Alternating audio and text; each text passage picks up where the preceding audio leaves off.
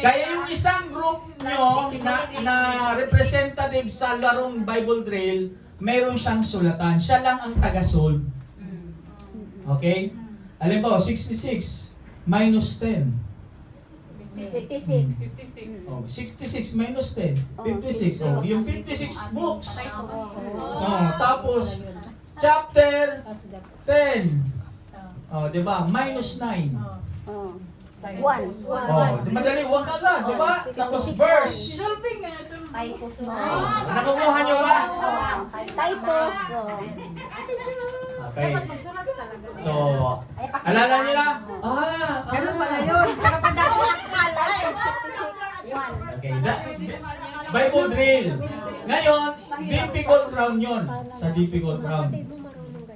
With a twist of mathematics kasi ginagawa yan minsan yan sa Bible drill. Then yung easy round, global.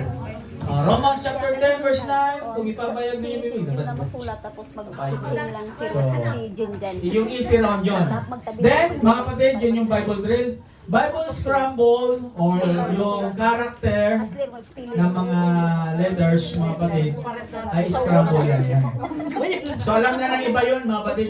Sino naglalaro, mga kapatid, yung puzzle na scramble word? Si Rosilyn na. Diba, alimbawa sa scramble word, parang may kang pwedeng makuhang word, alimbawa sa yung PBAT, diba? Batab, diba? So, pala ka. Kaya lang, ang scramble natin is lahat ay nakakonect sa Bible. So, kaya i-scramble yung letters, then huhulaan kung ano yung word. Ha? Sampirin. Halimbawa, Ilang words na makuha? halimbawa ito, scramble natin yung salitang, sa isip ko lang to ha. Halimbawa, scramble natin yung salitang, ano,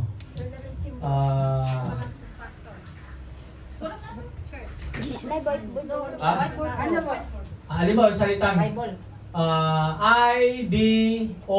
I-D-O-E-N-G. ID. Dijon. Dijon. Yung isang word ko lang yun ha. O, pero nakuha mo na yung ibig sabihin ng buong. So, ganun kabilis. So, paano mo kapag literal lang nakita mo yung letter? So, mas madali mong so, kaya yung scramble letters na yon, i-reshuffle mo siya na magkaroon ng word which is connected in the Bible. So, simple lang.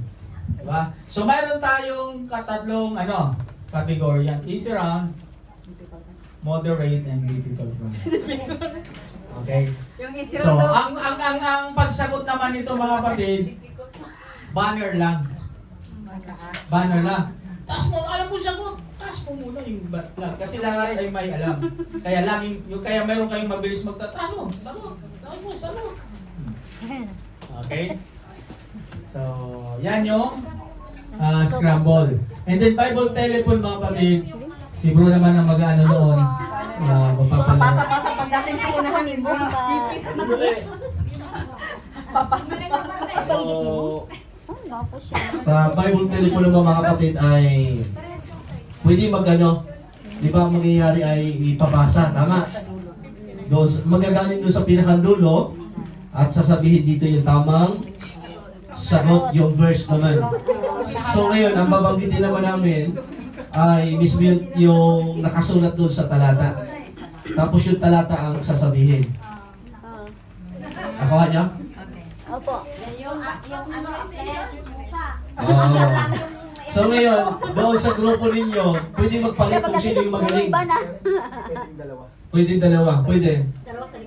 So dalawa ang pwede maghanap. Oh, pwede dalawa, sige. Pero pwede kayo magpalit pa rin na sa inyo. Pagka Pagod yung isa. dalawa. ang pangitin mo na pag nabubuhan na. Pwede mag-1 pala. Pag napagod yung sana, hindi no. Pag isa sa patay. So pwede mag-change mga kapatid. Basta dalawa ang representative bawat group. Maghanap. So book of Luke chapter 1 and Psalms 119. So doon lang tayo iikot, mga kapatid. Kaya kung sanglangan nyo na lahat yun, disadvantage yun sa inyo. Advantage yun sa inyo. So ganoon na naman siya kasimple. Look lang yung 119 Oh. na. So ngayon, may point pa rin doon kung sino yung halimbawa, kung sino maka-20 or ano, pag-usapan namin yun. Di, what I mean, maka-points. Point yung system. maka-points. Point system. Pwedeng 2 points, 3 points. Example daw. Ha? Example daw. Madali. Bible. Lumapit. Ito sa lockdown yung Nahanap. And the angel came unto her and said, yun, maganda. Di, Tagalog na gano'n. Gano'n nga. Oh, sa 119, sa Datapot siya'y totoo na gulumihanan sa sabing ito at iniisip sa kanyang sarili kung anong bati kaya ito. Oh, look 8 ata yan. Dili ko lang. Saan yun? Look 8 ay pa na. Look nga, sa look nga na tayo. Oh, NIV. Ha? Hindi, NIV. King James. King James, King James. Ito, Tagalog na tayo. Tagalog. King James to gamit ko. Iwan mo na yun dito. Tingnan nyo nga kung tama yung gamit ko dito. 29, sa 29. Verse 29. Pakitingin nga kung tama. Luke chapter 1 verse Siya'y 29. totoong Datapot. nagulumihanan sa sabing ito at iniisip sa kanyang sarili ko. Kung anong bati kaya ito. Yun. So, pareho tayo. Luke 1:29. So, King James Version po ang gagamitin. Kailangan niya kasi Luke 1, di ba? Hindi mo na Nakabasa kung sa ang Psalm idea na pangalan ng verse. Dili daw Doon tayo. Luke chapter 1 tsaka Psalms Dili. 119. Yun lang naman. May tanong doon mga kapatid. So, point system pa rin doon kung sino yung makaunang doon sa aming ibibigay na bilang. Siya yung mananalo. Ilis na pagdoon ko. May tanong doon mga kapatid sa Bible Telephone. ibutan din. Tsaka sa Bible telephone, ang mostly dyan mga kapatid, yung relaying dyan eh. Kaya magaling yan. Advantage din yung mga marites. Sigurado yan. Dapat siya sa unahan ng marites talaga. Ngayon ninyo i-apply yun. Marites. Tapos, tapos pag mali, tapos alam nung nandun sa dulo, Ulit. kasi yung relaying nga eh. Alam mo yung pagre-relay ng message? Nagbawas. Oh, may dagdag bawas yun ang problema. 17. Doon, 17. 17. 70. So ang dinig niya, 17. 17. Alam nung nagbasa, 70. Edi mali na. Kailangan ibalik ulit doon sa simula. Oh, Tanongin mo sa ulo. Kaya ang magdadala doon, yung nandun yung nagbasa. Kasi alam mo yung number eh. Ngayon, si bro, magsasabi siya na kung ano talaga yung eksakto kasi yun ang binasa ng bro eh.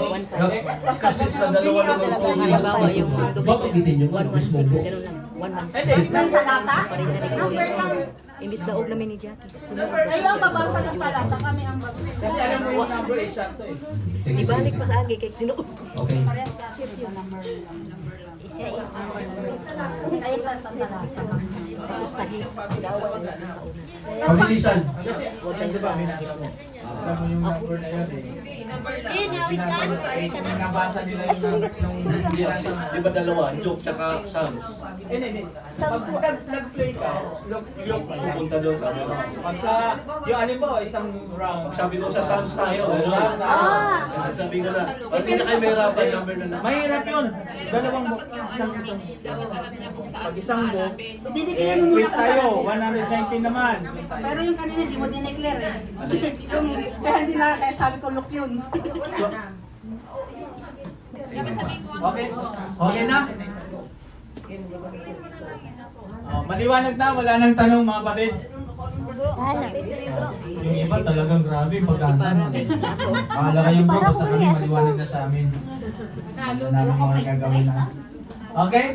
Sasagutin na lang naman daw bro yung nasa unahan na magre-relieve. Bingi na ako. Okay. So nasa part na lang yan ng bawat group. Kaya ito mga batid since lahat naman ang nandito yung mga nasa church, so tayo ang magdala doon sa mga invite natin, mga bago. Basta ano lang, relax lang, gawin natin masaya, walang personalan, mga batid. Baka mamaya, hindi ka namin gagamit bukas sa kampiyon. Hindi pa lang ganun mga batid. Still, church pa rin. Practice pa rin natin. Okay? Okay na ba? Wala nang tanong? So, ang tapos natin mga batid, announcement of the winner ay 4 hanggat mari matarget natin yung time. Kung may yung pagkakataon, mas maaga. Hindi okay. So, basta sagad mga batid hanggang 5 ang ating closing. Kasi may mga mag-i-exit, may mga auto. So, mas magawa natin. Kaya, isama nyo sa prayer, magandang panahon para bukas mga batid. Bigyan tayo ng magandang panahon. Okay, wala na mga batid. Maliwanag na yung ating mga schedule, magiging mga mechanics. Dahil pag nandun na po tayo, tuloy-tuloy na lang yung ating gagawin. So, mas magiging maayos at mamiminimise natin yung oras. Okay? Wala na, mayroon pa ba kayong hindi namin nabanggit o marahil sa mga pwede nyo i-suggest ayon dito sa ating gagawin para bukas? Meron ba? So, maliwanag na. Yung pagkain ay by group na By group bro, para hindi pagkagulo na. Sige. Kami ay magiging kapwa muna mga kapatid. Para manalo kayo, huwag yung bigay yung kalaban. Bigyan niyo namin. Okay? So, clear mga kapatid. So, by the way, may trophy kaming inilaan para sa champion. May trophy daw. Ha? May sasangla mga kapatid sa ano? Okay, so sige lang, secret. So, basta bukas, mga kapatid, baka mayroon pa kayong mga gagawin sa bawat group o paano ninyo i-groupings, ano yung mga strategy nyo, pwede kayong mag-usap-usap, pag-usapan at ibigay namin yung time sa inyo mga kapatid, paano ninyo i-regroup, paano kayo, yung paraan ng bawat group mga kapatid. So, kayo na ang bahala, basta ito ay binigay na namin sa inyo, yung mga gagawin, at yung mga mechanics ng ating Bawas na yung memory mo. sports fest. Okay? Mahalaga yung bawat game. Although mo itong pinakain. Ha? Walang problema kahit sinong invite yung mga kapatid. Wala tayo nga, kahit yung mga hindi na dumadalo. Kamu. Walang problema mga kapatid. Ang ating yung sports fest ay walang pinipili ito. Ay para sa lahat. Okay? Kaya mag-invite, pwede mas maganda. Since nalabas nila, alam nyo mga kapatid, ang magandang invite dyan. Alam mo, di ba? Bukas ay araw ng pagkabuhay, ng maliligo. Sa beach tayo. Okay, wala na. Let's pray, mga kapatid. Tayo manalangin sa Panginoon. Oo, napag-iisa. Hallelujah. Palakpakan, purihin muna natin ang Diyos. Praise God. Panginoon, salamat muli sa aming mga pag-uusap na ginagawang ito sa araw po ng bukas. Ng layunin namin, Lord, una sa lahat, ang kaligtasan ay aming madala at mapag-isa ang iyong iglesia, Panginoon, mag-build up ng matibay na relasyon sa iyong iglesia at gawin mo, Lord, na makabuluhan ang lahat ng aming gagawin sa araw po ng bukas. Ingatan mo ang bawat isa. Lord, nagde-declare kami ng iyong protection, covering, Panginoon, sa lugar na aming pupuntahan at sa the whole day ng activities, Panginoon, sa iyo namin ipinagkakatiwala. Lord, dinadalangin namin din ang magandang panahon sa iyong pagkaloob sa aming Panginoon. Kaya minsan pa, Lord, ang lahat ng kabahagi sa gawain ito, Panginoon, patuloy mong pagpalain. Maraming salamat. Ito ang aming panalangin, inangkin na namin tagumpay. In Jesus' name we pray. Amen. Okay, mga batid, so bahala kayo.